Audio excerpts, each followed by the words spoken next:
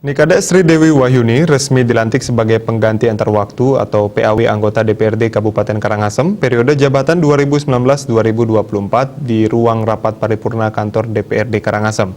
Pelantikan PAW diawali upacara Mejajaya yang dipuput Ida Pedanda Gede Oka Kemenuh.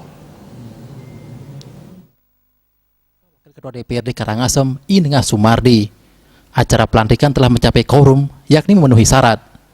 Dari 44 orang anggota DPRD Karangasem, 33 orang menghadiri pelantikan.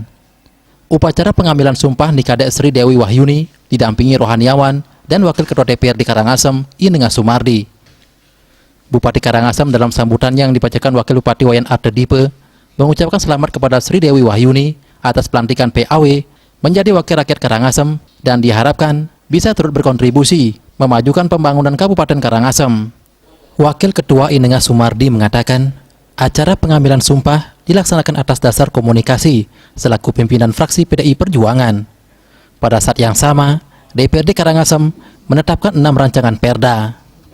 Jadi hari ini Ibu Nikade Wahyuni yang sudah diambil sumpahnya pada hari ini itu atas dasar komunikasi antara kami selaku pimpinan dengan fraksi PDI Perjuangan, di mana kami sudah lebih awal menjadwalkan terkait masalah hari ini, sehingga bertepatan pada hari ini juga kami lembaga DPRD menetapkan 6 buah rancangan perda, sehingga hari ini sudah berjalan dengan baik dan kami atas nama pimpinan juga menyampaikan permohonan maaf kepada saudari Nikade atas keterlambatan mungkin pada hari ini dilaksanakan karena mengingat waktu agenda lembaga DPR yang cukup padat, di samping itu juga diselingi dengan kondisi kita Kabupaten Karangasem belum genap 10 hari kita melaksanakan hajatan pilkada.